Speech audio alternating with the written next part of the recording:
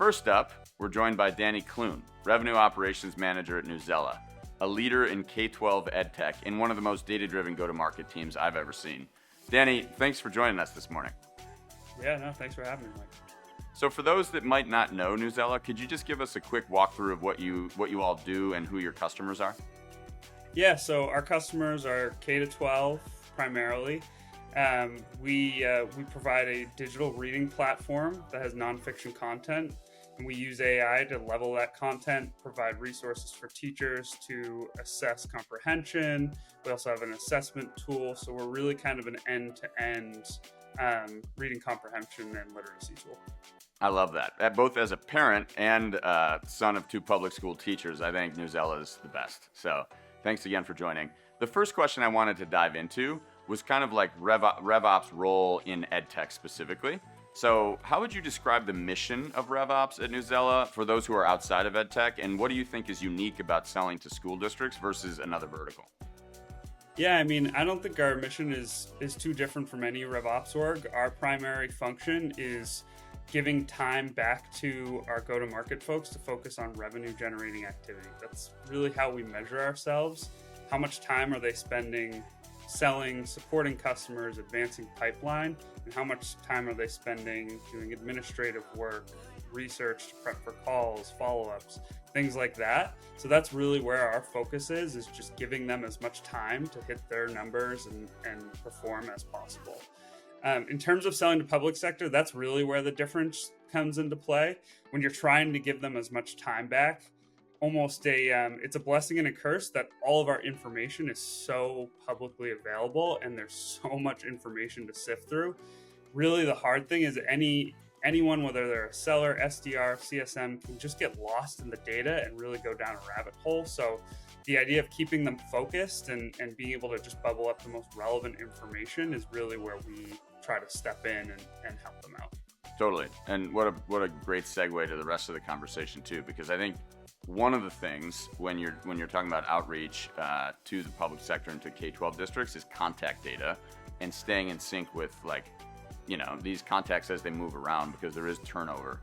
So I'm curious, how did you think about keeping your lists current before Pursuit, and how has Pursuit changed that workflow for your team and for your reps? Yeah, so we've had a data provider that focuses in the public sector. We've had them for a while, and they're on a bi-weekly sync. They provide solid data. The problem is it just creates a lot of bloat. As there's turnover, folks don't get moved out. We have, you could look at a district and see 6 or 7 superintendents. So keeping that piece clean is really where we have to try to focus. And so using Pursuit, our sellers and CSMs will always say, they're going to find the best information just by searching on their own. So giving them that ability to okay, you don't have to go to every single website anymore. Yeah. Just go into Pursuit, put in your territory, and here's the most relevant and up-to-date contacts. And they can just push them over from there. It really helps us out, and then we can sort of clean up on the back end anything that's just getting out of date and things like that. So right. It really helps with that research piece. Yeah, for sure. And I think there's one thing we've seen is not necessarily with Newsela, but there's different levels of adherence to that, right? Some reps or some BDRs would be really great at moving stuff out if it's out of date, if they call that number and it doesn't connect, or they send an email and it doesn't connect.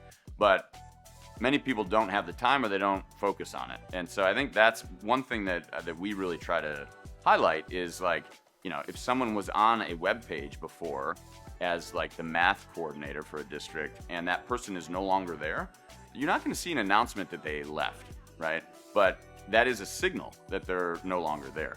And so Pursuit is able to read that stuff, and it's kind of like if you trained an individual BDR to go do that work, that's what Pursuit is doing on your team's behalf. Back to your prior point of trying to spend more time selling, right? They shouldn't be data cleaners scrubbing data. BDRs should be on the phones, and sellers should be with their prospects. So thanks for that on the contacts. Next, on taking that one step further to talk about radar and pipeline mode.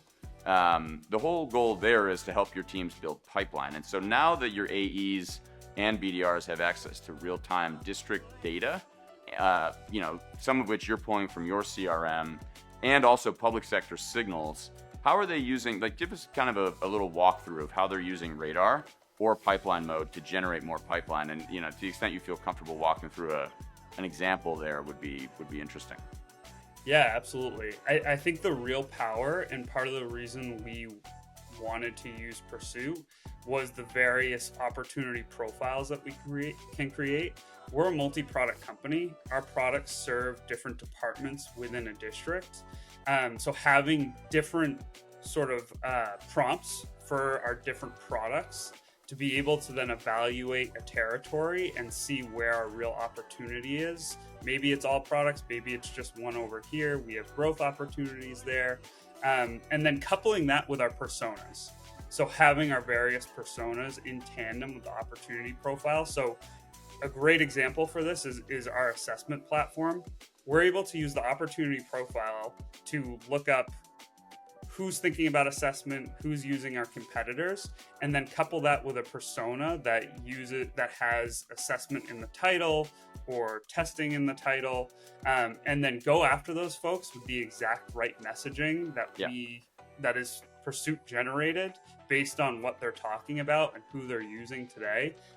It's super powerful because that's an entire motion that we just slimmed down to minutes to be able totally. And I love that point, because what it brings to mind is, I think there's a perception that AI generated content from a sales point of view is inherently garbage, right? And I think first generation things often were that. It's just generic, stuff that used the word delve or had a bunch of M dashes in it, right? But now I think, especially when you have a vertically focused system like Pursuit that's able to pull in all the content that is specific to those individuals, it actually allows you to have better, more engaging emails, which is what you're talking about. Read, if you're talking about social studies and you want to reach out to the social studies folks at the district, talk about the initiatives that are relevant to them and position it that are relevant to those individuals. And same thing for math or other areas as well. So I love that example. Thanks for sharing it. The next thing I wanted to talk about was Salesforce integration and some of the benefits you're getting there. I know this was a really important thing that we talked about when you were evaluating us versus others. So when you first rolled out Pursuit, talk to us a little bit about the steps you took to ensure that the enrichment and the account matching and the contact matching that we were doing wouldn't create trust or control issues, creating dupes, creating bad data that kind of puts garbage in your CRM. Talk to us a little bit about how you think about that. And then looking back on the implementation, how do you think it went? Yeah, so honestly, our account data is overall pretty clean. So we were able to get that turned on with Pursuit no problem right off the bat, and we haven't had any issues there. We just have a lot of coverage in our account data, so there's very little moving accounts from Pursuit into our CRM. Really, our caution was around contacts, obviously, just sheer volume wise. Right. We're lucky our optimization team is very cautious. So they're very protective of the data coming into our CRM. So first thing is ensuring any dupe blocking is turned on and active. That was really table stakes, whether it's based on email, if there's multiple emails. So making sure that was running. Yep. And then we didn't just blindly from there just turn on the sync and just start pumping contacts over.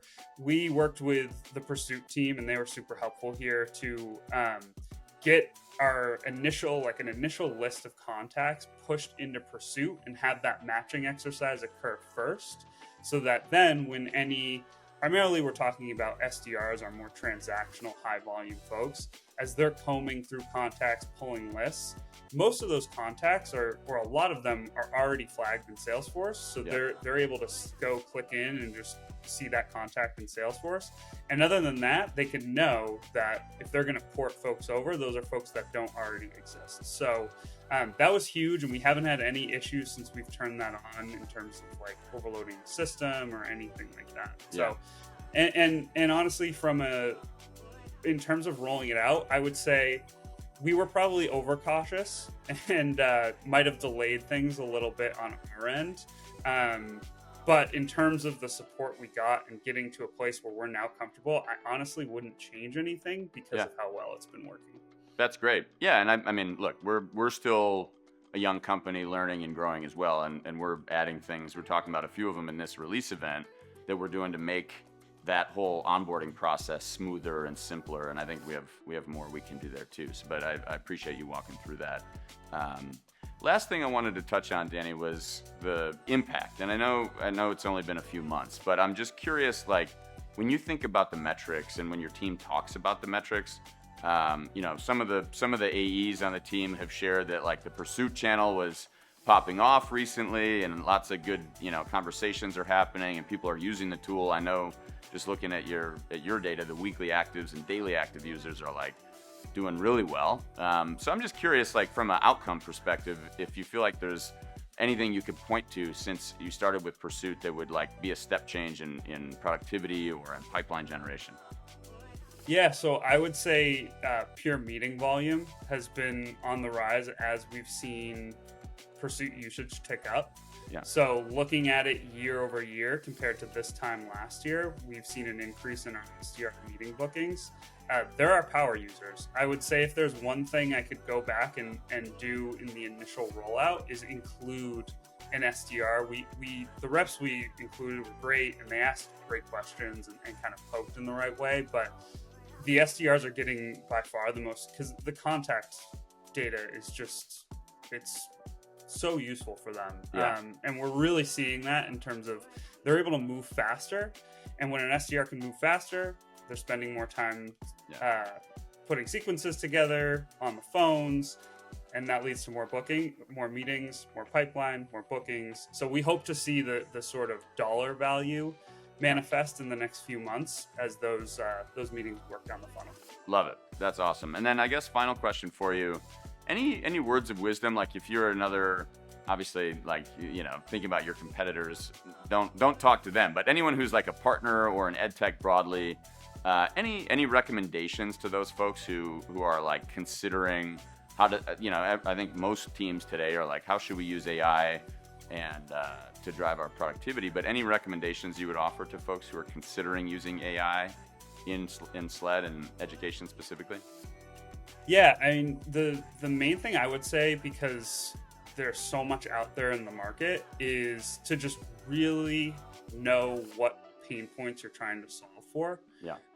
I think for us, it was really kind of automatic. Like, we know how much time everybody on our go-to-market team is spending on research, and to be able to consolidate and bubble that research up has been majorly impactful. But if it's not a research thing, it's going to be contact scrubbing, email generation. Like, just really know what you're trying to solve for, and that means go talk to your reps, go talk to your CSMs, talk to their managers, spend an hour shadowing them, learning their day-to-day to really understand what they're doing and what's causing any bottlenecks. Yeah, I love the point of like going and sitting with them and literally watching them for a few hours. I think it's always insightful when you spend that much time right with the users.